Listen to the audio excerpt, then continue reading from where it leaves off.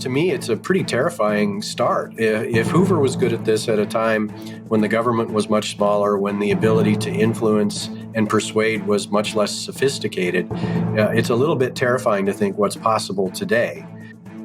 Welcome to Journalism History, a podcast that rips out the pages of your history books to re-examine the stories you thought you knew and the ones you were never told. I'm Terry Finneman, and I research media coverage of women in politics. And I'm Nick Hirshon, and I research the history of New York sports media. And I'm Ken Ward, and I research the journalism history of the Great Plains and Rocky Mountains. And together, we're professional media historians guiding you through our own drafts of history. Transcripts of the show are available at journalism-history.org/podcast. The FBI rose to prominence during an era of contrasts in the United States. The 1920s, when J. Edgar Hoover took the helm of what was then called the Bureau of Investigation, have been romanticized as a time of wealth and prosperity in the U.S. But the excesses of the 20s collapsed into the destitution of the 1930s. That was an era when Americans, traditionally skeptical of centralized power, accepted a stronger federal government in return for promises of relief from the Great Depression. As media historian Matt Cecil explains in his book Hoover's FBI and the Fourth Estate, this American distrust of authority was especially pronounced with regard to law enforcement. The task before FBI Director Hoover in the 20s and 30s, then, was to sell his agency to a distrustful public. His success toward this goal represents one of the most interesting and alarming examples of the power of public relations in the 20th century. Matt joined me to discuss how Hoover used journalists and the media to manufacture a positive image for the FBI. Matt, welcome to the show. So, J. Edgar Hoover is such an interesting character in American history. Can you begin by helping us understand him and his career a little bit? Sure, I'd be happy to. So, of course, Hoover was a consequential figure in American history in the 20th century. He was an interesting character, a very limited character in many ways. There's actually some positive things we can say about him, but a lot of negative, obviously. But he's a native of Washington, D.C. He was the son of a bureaucrat. He never traveled much. He rarely ever left Washington. His first job was in the Library of Congress, and you can certainly see the influence of that work in his later work with the FBI, creating his filing system that, of course, became a historian's dream later on when the Freedom of Information Act opened those files up. He became director of what was then the Bureau of Investigation in 1924. He was 29 years old at the time. He remained in that job as director of the FBI until his death in 1972 at the age of 77. So if you look at kind of his career, he started off, you can trace really the origins of his worldview and his career back to the Palmer raids. All the way back then when he was the architect of the Palmer raids. We kind of forget that at some times. After that, he was named director of the FBI, and there was sort of that early period when he did good work. He was fixing what was wrong with a corrupt agency. He incorporated things like fingerprint science, which were new things at the time. The filing system came along, which was a positive thing, for a positive thing for law enforcement, and he removed a lot of political cronies. But then we get into the various other areas, the outlaw era, when they were building the Bureau's image, gunning down or arresting some outlaws like Dillinger and Nelson, to the spy era during World War II, when he was developing a lot of the tactics he used during the anti-communist era, which was of course, when most of those civil liberties nightmares that we're also familiar with occurred, things leading up to COINTELPRO. And then finally, there was sort of the end of his career when there was a pretty precipitous decline. His control of the organization waned. His health, went south, and he had run most of the capable people out of the FBI out of jealousy. So, he spanned a huge part of American history, multiple presidents. There's a lot of mythology out there about Hoover, but he was a consequential figure, certainly building the FBI, which is an important law enforcement agency, but at the same time, of course, enforcing sort of a political orthodoxy that he believed in, and damaging American civil liberties in the process. And one key question that I have that just fascinates me about him is the fact that he did manage to run this agency for so long. And I wonder if part of that has to do with sort of the myth that he created around himself that I'm sure we'll talk about in the course of this conversation. But how is it that he came to run the FBI for so long? Well, yeah, I mean, he was really, it started with him sort of bamboozling Harlan Fiske Stone, who was the attorney general. Harlan Fiske Stone was a big opponent of the Palmer raids. And somehow he had Hoover in a room, and Hoover convinced him to clean up the problems raised by the Palmer raids by naming Hoover, the architect of the Palmer raids, to be the director of the FBI. So he was a very convincing character. I think he was pretty savvy, as we can talk about later, about his work with the press and public relations. And certainly over time, he was very adept at wielding the power that he had created around himself in order to get what he wanted. And you've mentioned the Palmer raids a couple of times. Just for listeners, can you briefly overview that for folks who may not be familiar, because it plays such an important role in helping us understand who Hoover is from the very beginning? Sure, absolutely. So the Palmer raids were really a reaction to an anarchist movement in America. There were a couple of sort of high-profile, I would call them terrorist attacks in the early part of the century, going back all the way to the assassination of the president right after the turn of the century by an anarchist.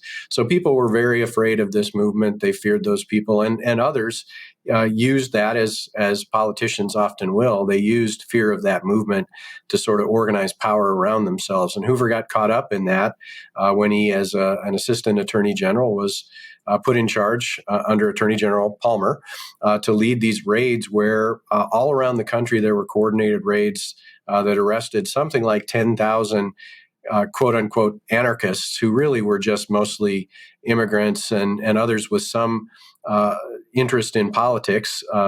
Leftist politics, the kind of politics Hoover didn't care for. So they arrested these folks, and most of them were eventually released because the charges were so flimsy. And it became seen as a real massive overreach of government power. It damaged Palmer, A. Mitchell Palmer, who was a favorite to become a presidential candidate. It destroyed his political career when people realized what had happened. But somehow Hoover sort of evaded the blame for that, even though he was the one on the phone. He was the one talking to local officials. He was the one signing off on arrest warrants based on literally no evidence to go essentially knock people's doors down and take them away in the dead of night. So it became a real stain on American history. But somehow Hoover has managed to sort of, his involvement in that has sort of been hidden. Interesting. And in terms of hiding that involvement, right? Hiding, I think, has a lot to do with that image that he goes about crafting for the FBI as he really takes charge of that agency. So one of the things you talk about in your book is the development of what you initially call the Collier-Cooper narrative that becomes a standard image that the FBI likes to present of itself. Can you explain that image to us, what it entailed, and a little bit of information maybe about the people who led to its creation? Sure. In the simplest terms, it really was just a story. It was a way to organize stories about the work that the FBI was doing. And it wasn't, as I mentioned in the book, it wasn't a creation of Hoover. It was a couple of journalists, Rex Collier from the Washington Post, and then Courtney Riley Cooper, who was he was an interesting character in and of himself, but essentially he was a magazine journalist at the time who wrote a lot of pieces for the American magazine. But they saw a great story in what Hoover was doing. And essentially, the story was that the FBI was this nameless, faceless team of clean-cut law enforcement folks out there protecting us from, whatever the enemy of the moment was. To begin with, of course, it was the outlaws of the 1930s, the John Dillingers and such.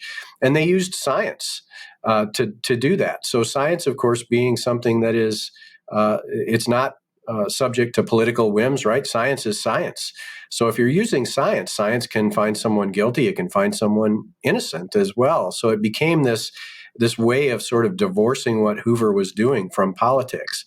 And then the other key part of this sort of narrative that Collier and Cooper started to sort of wind out in these pieces that they put out was that the top cop was Hoover, that somehow this guy was a civil liberties defender you could trust to wield that kind of power, but using science so that it wasn't political, to protect us from whatever the enemy of the day was. And it was a pretty brilliant construct. It also, was just a very straightforward, almost like a very simple American Western kind of story, right? It's just we're going to do the right things. We're going to take care of people. We're going to use science to do it, and progress, all the things that would appeal to people at the time, taking what can be very dull kind of work, tracking down leads in a criminal case, can be very boring, and turning it into essentially a detective hero story, where J. Edgar Hoover was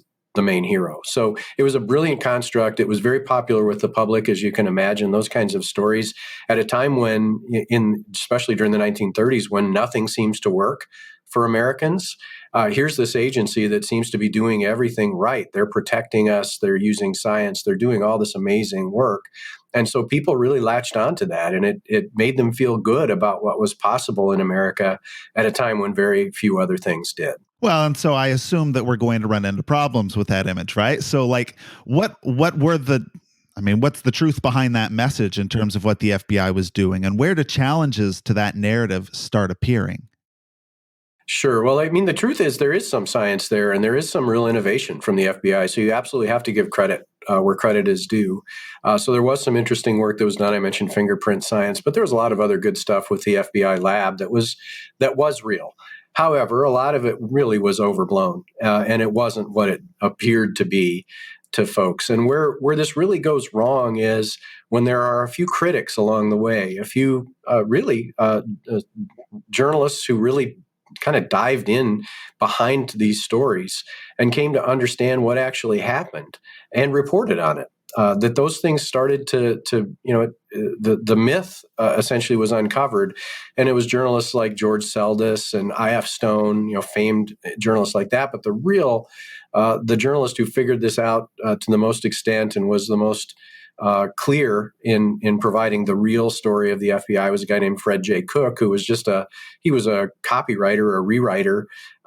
We would call them copy editors today, but he used to rewrite things. But he wrote an amazing piece in The Nation magazine in 1958 that essentially turned the whole FBI myth on its head. And everything that you see in that 1958 article in The Nation turned out to be true. And as the files opened up, it was clear that Cook had it figured out. And so we see a few journalists along the way who are brave enough to jump up and offer that counter narrative.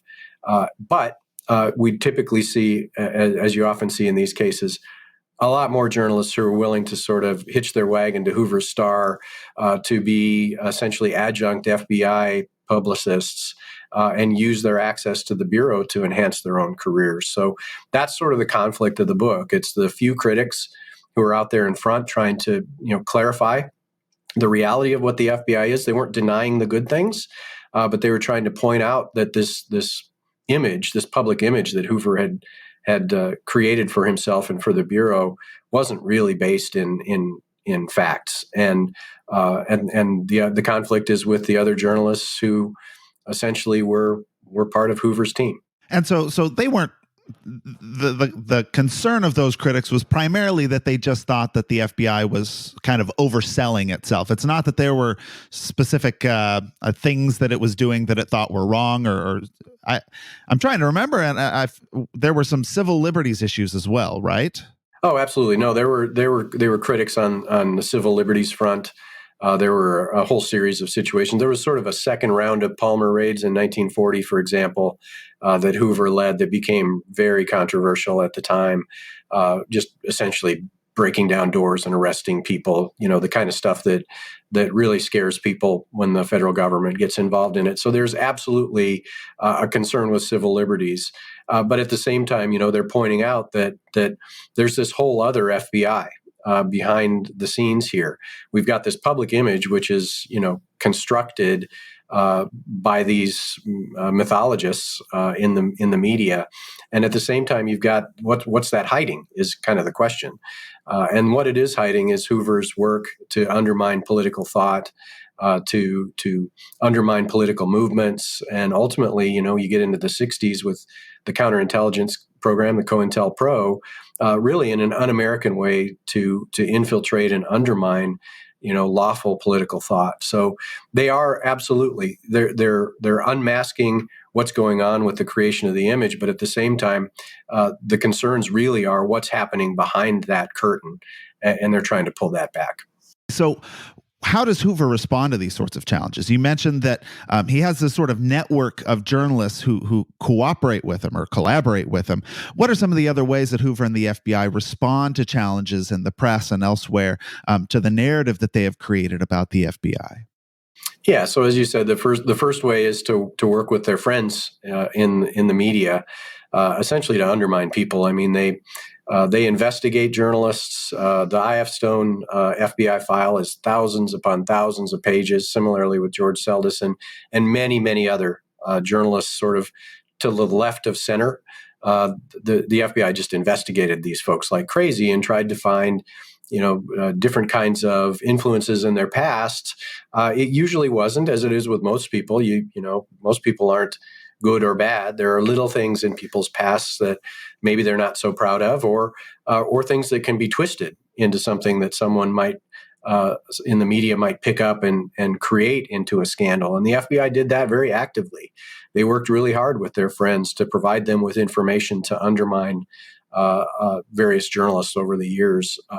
Seldes and Stone are just the best examples, but they worked really hard against hundreds and hundreds of different journalists across the country. Working with their friends at the top of the media, the well-known journalists like Fulton Lewis Jr., the famed broadcaster, all the way down to local editors and reporters in every town in America. It was a comprehensive campaign to sort of find friends and undermine enemies in a way that most of us would find pretty appalling in as the activities of a law enforcement agency. So, the book goes into great detail on a lot of these cases, but I can tell you that it only scratches the surface. My other two books deal with the same topic in further depth, and there's just no end to it. It's a remarkably comprehensive disinformation campaign against journalists on the left. And you refer to these in your book, this approach to public relations as manufacturing consent, which is this phrase that we hear fairly frequently in a journalistic and PR context. But how did what the FBI did? One of the most interesting parts about all of this is how Hoover sort of created a PR wing of the FBI from scratch, right? He didn't have anything there existing when he came in, and yet this is the direction that it went in. So can you talk a little bit about the act of creating this PR wing within the FBI, and then how it deviates from standard PR practice, right? How it goes off the rails. Absolutely. So that's, by the way, this is my second book that covers this. Branding Hoover's FBI really looks closely at what was called the Crime Records Division in the FBI, which was the public relations arm of the Bureau. And it was led early on by some really, really, I would call them pioneers in public relations. If you just look at their sort of legal work that they were doing, the kinds of things that all of us understand are public relations, they were early practitioners of sort of this comprehensive view of how you influence and I would say manufacture consent. You build relationships with key journalists. You manufacture stories that are going to fit their interests and their readers' interests. You stay in great contact with them. You make them essentially feel like they identify with you and they identify with your work. I mean, good public relations people in that era were the guys that and they were mostly guys that you go out to lunch with. And so you talk to them every day on the phone. It was a relationship kind of situation. Well, the FBI was great at that, at building that through that crime records division that started in 1935. And keep in mind, if you look at the history of public relations, the term public relations didn't exist until 1920. So Hoover's getting, he's in at the ground floor and in a comprehensive way and in a management-driven way from the top.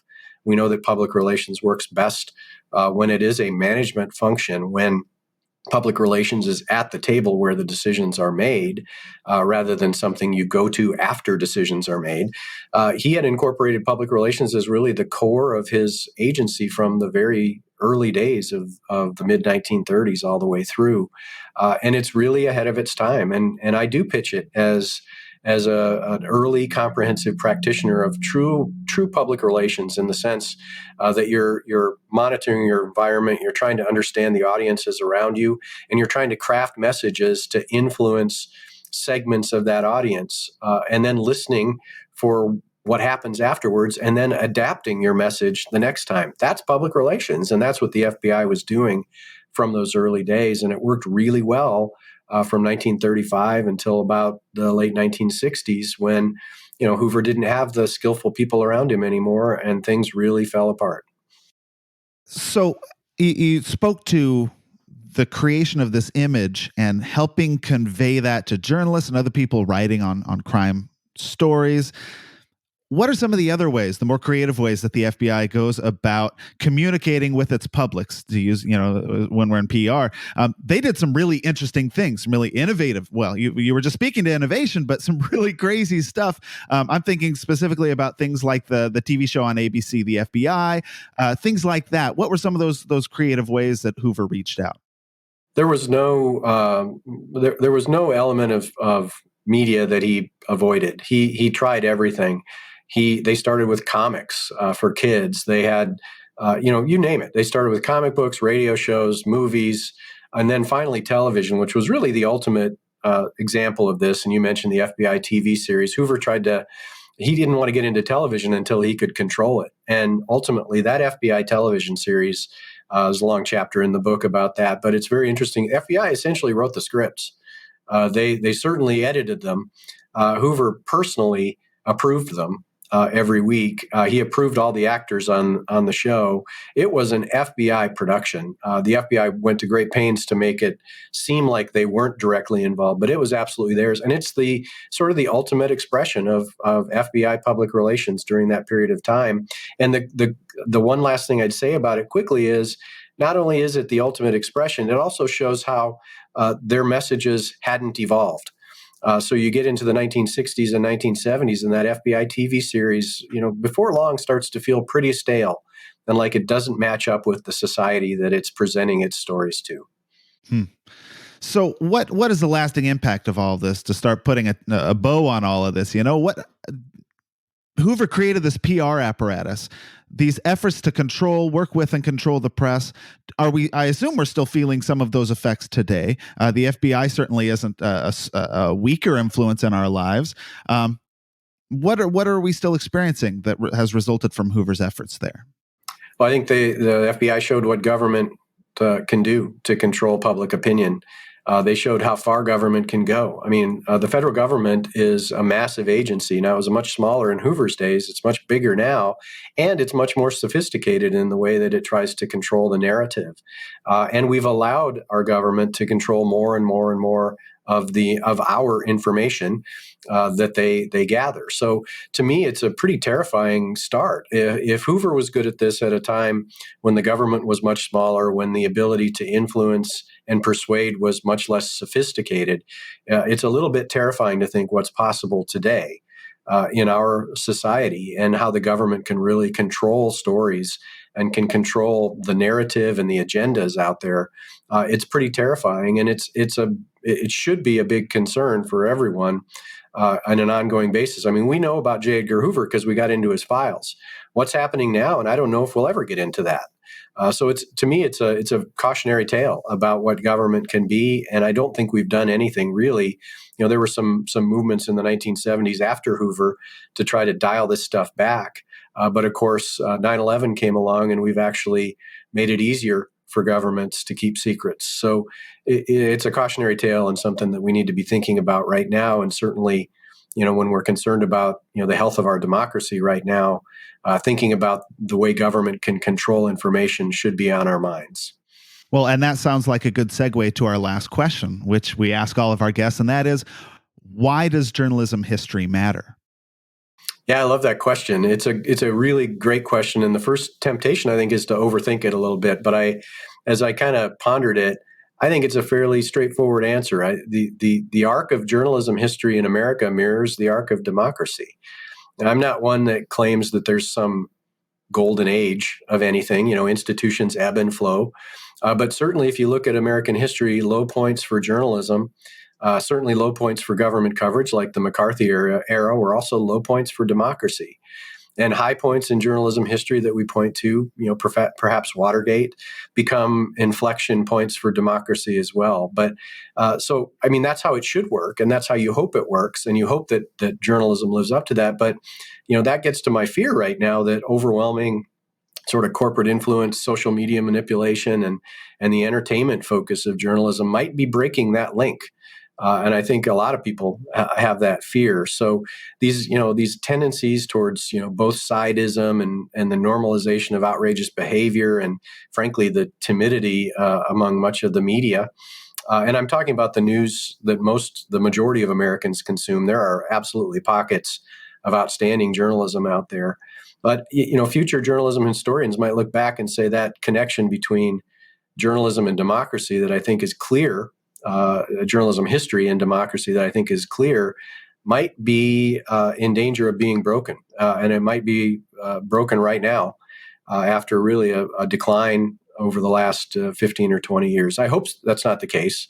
I hope that we're able to say at some point that journalism saved us again, and that it really defended democracy. But right now, at this moment in history, I'm not super optimistic. I think we need some pretty significant structural changes in order for that to happen. Absolutely. Fascinating answer. Well, thank you, Matt, for taking the time to talk with us today. I really appreciate it. It's my pleasure. Thank you. That's it for today's episode. Again, the book is Hoover's FBI and the Fourth Estate. Thanks for tuning in, and be sure to subscribe to our podcast. You can also follow us on Twitter at JHistoryJournal. That's all one word.